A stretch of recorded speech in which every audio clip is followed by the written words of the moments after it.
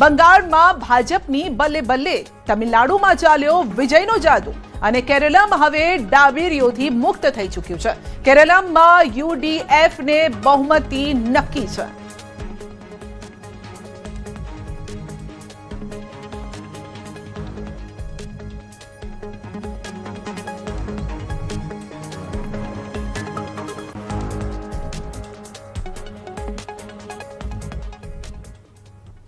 पश्चिम बंगाल में जो रुझान आ रहे हैं उससे साफ है कि यहाँ पर भाजपा की सरकार बनने जा रही है और यहाँ पर भाजपा मुख्यालय में रजत रंजन साहब हैं जो ममता बनर्जी के वेश में आए हैं.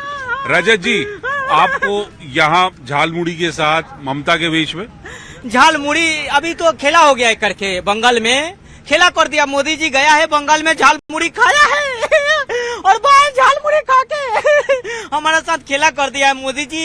हम मोदी जी को और अमित शाह को करा है कि 4 मई के बाद चैलेंज किया था कि तुम इधर बंगाल में रहेगा नहीं, हम रहने देगा नहीं करके. और हम बोला कि बंगाल में दीदी का तो सरकार है, दीदी को कोई हरा नहीं सकता करके, दीदी झुकेगा नहीं, हारेगा नहीं करके. लेकिन बंगाल का मानुष, बंगाल का पब्लिक बोला है दीदी তুমি চলবে না, এবার এখানে চলবে না, পড়বে না दीदी. दिल्ली बंगाल का पब्लिक बोला है कि परिवर्तन करूंगा. तो ये जो परिवर्तन है, आप यहाँ दिल्ली में भाजपा मुख्यालय के सामने दीदी के गेटअप में रोते हुए, हाथ में झालमुड़ी. अभी क्या है कि घोटाला किया है हमारे सरकार में, बहुत सारा घोटाला हुआ है, बहुत सारा कांड हुआ है करके, उधर आरजेकर अस्पताल का भी हुआ है. तो मोदी अमित शाह बोला ही करके कि दीदी 4 मई के बाद हिसाब होबे, खेला होबे. तो अभी हम डर गया ही करके कि अभी तो जेल जाना पड़ेगा, जेल तो जाना पड़ेगा. तो हम बोला है कि जेल में जाके हम झाल मुड़ी खिलाएगा. तो झाल अभी से लगने लगी, अभी जो अभी मिर्ची लग रहा है. अभी मोदी जी खाया है उस दिन झाल मुड़ी, अभी हमको बहुत मिर्ची लग रहा है करके.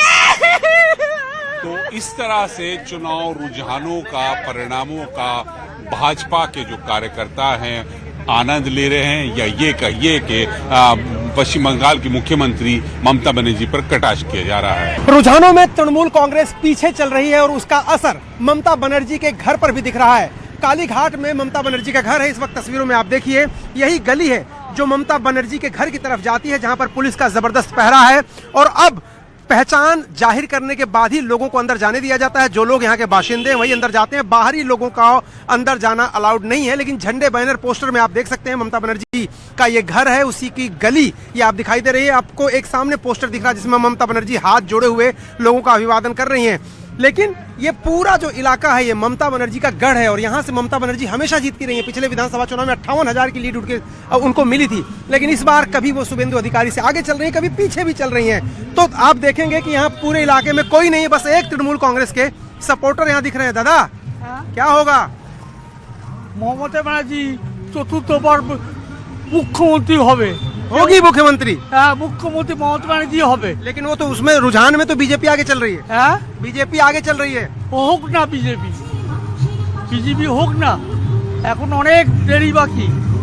ममता बनर्जी चौथी बार मुख्यमंत्री बनेंगी, ये तृणमूल कांग्रेस के जो एकमात्र सपोर्टर यहाँ पर दिखाई दे रहे हैं मुझको, वो दावा कर रहे हैं. लेकिन फिलहाल इन्हीं तस्वीरों के साथ फिलहाल के लिए, चूंकि तृणमूल कांग्रेस ये कह रही है कि अभी ये रुझान है और बहुत ही शुरुआती रुझान है, 1-2 जो है राउंड की ही मतगणना हुई, इसलिए कोई नतीजे नहीं निकाले जा सकते. लेकिन जो तस्वीरें, एक बार फिर मैं आपको 360 डिग्री व्यू दिखा रहा हूँ यहाँ से. ये जो तस्वीरें आप देखिए, चारों तरफ तृणमूल कांग्रेस के गढ़ में तृणमूल कांग्रेस के कोई कार्यकर्ता यहाँ पर आपको दिखाई नहीं दे रहे, जबकि भारतीय जनता पार्टी के दफ्तर में ढोल नगाड़े, मिठाइयों का पूरा स्वाद लिया जा रहा है. कैमरामैन राकेश नेगी के साथ अरुण सिंह, न्यूज 18 इंडिया, कालीघाट, कोलकाता.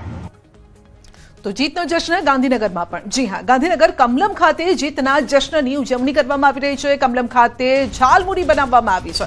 કાર્યકરો અને નેતાઓ ઝાલમુડી ખાઈને ઉજવણી કરી રહ્યા છે અને લખ્યું પણ છે ઝાલમુડી, કારણ કે પીએમ નરેન્દ્ર મોદી બંગાળમાં પ્રચાર કરવા ગયા હતા અને તે દરમિયાન તેઓ ઝાલમુડી ખાઈ હતી અને ત્યારબાદ એટલી પ્રચલિત થઈ ગઈ કે સર્ચ એન્જિનમાં પણ આગળ જોવા મળી હતી અને હવે તો લોકો બંગાળનો સ્વાદ ગુજરાતમાં લઈ રહ્યા છે.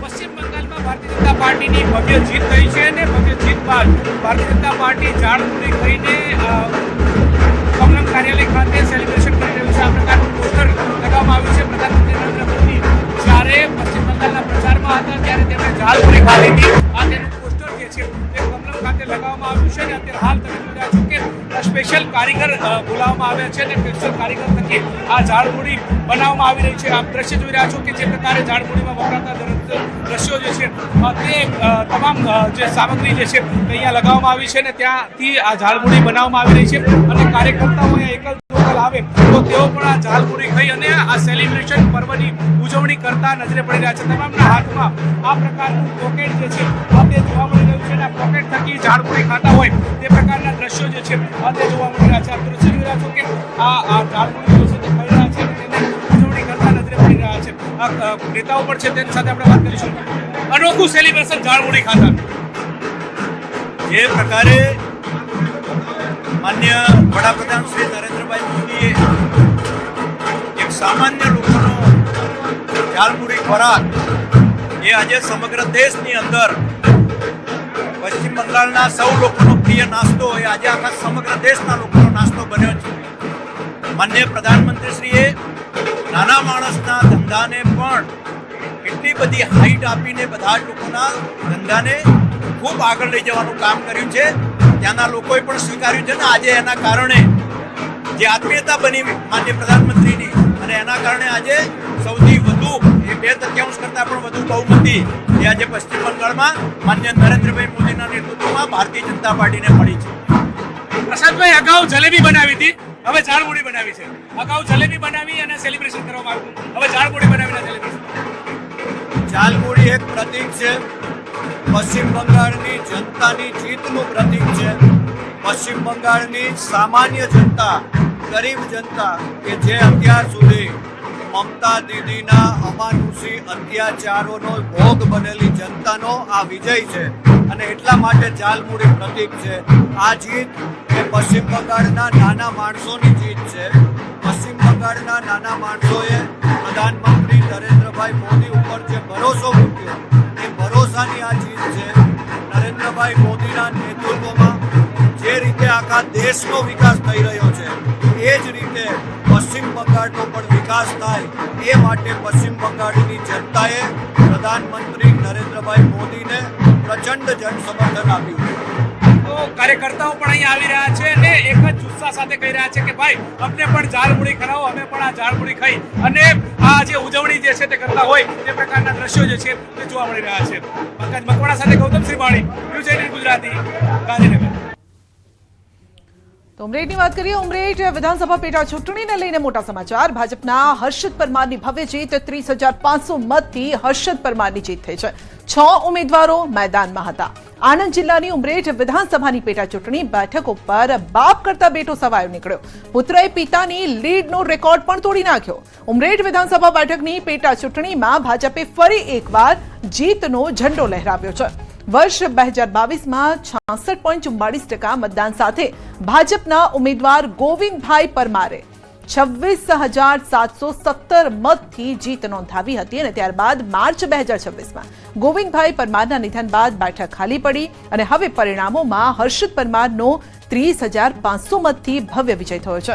મતદાતાઓએ ફરી એકવાર ભાજપ પર વિશ્વાસ મૂકતા ઉમરેઠમાં ભગવો યથાવત રાખ્યો છે.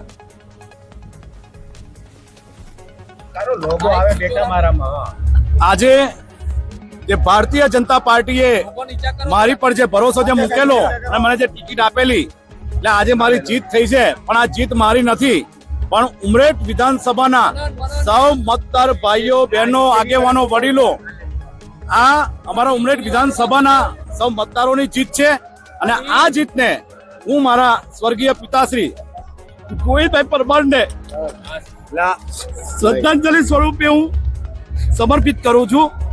અને વધુમાં કે અમારું ભારતીય જનતા પાર્ટીનું જે સંગઠન જે છે આણંદ જિલ્લાનું.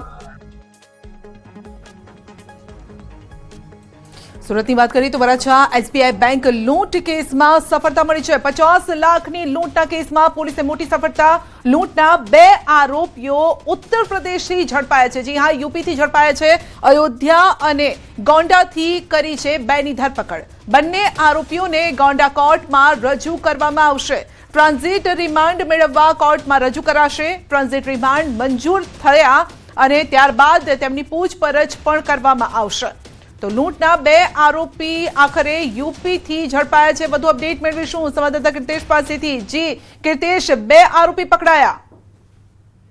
બિલકુલ સંજય, થોડા દિવસ પહેલા સુરતના વરાછા વિસ્તારમાંથી એસબીઆઈ બેંકમાં 50 લાખની લૂંટ થઈ હતી. જો કે આ લૂંટને લઈને પોલીસ દ્વારા અલગ અલગ ટીમો બનાવી તપાસનો ધમધમાટ શરૂ કરવામાં આવ્યો હતો. સૌપ્રથમ લૂંટમાં વપરાયેલા બાઇકો પોલીસે કબજે કર્યા હતા અને હવે પોલીસ 2 આરોપી સુધી પહોંચવામાં સફળ રહી છે. બંને આરોપી ઉત્તર પ્રદેશથી ઝડપાયા હોવાની વિગતો પોલીસ દ્વારા આપવામાં આવી છે. ખાસ કરીને શુભમ ઠાકોર અને વિકાસ સિંઘ નામનો આરોપી છે કે જે ઉત્તર પ્રદેશ ખાતે હતા અને તેમને ત્યાં ઝડપી લેવામાં આવ્યા છે.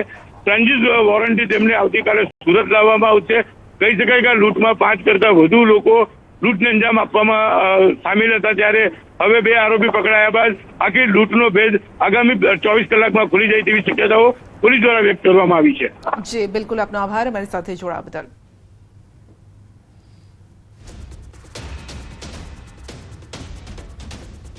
આ તરફ મહેસાણાના વડનગરમાં આપઘાત કેસમાં ચોંકાવનારો ખુલાસો થયો છે, જ્યાં સિવિલ હોસ્પિટલ પરથી છલાંગ લગાવી એક યુવાને આપઘાત કર્યો હતો.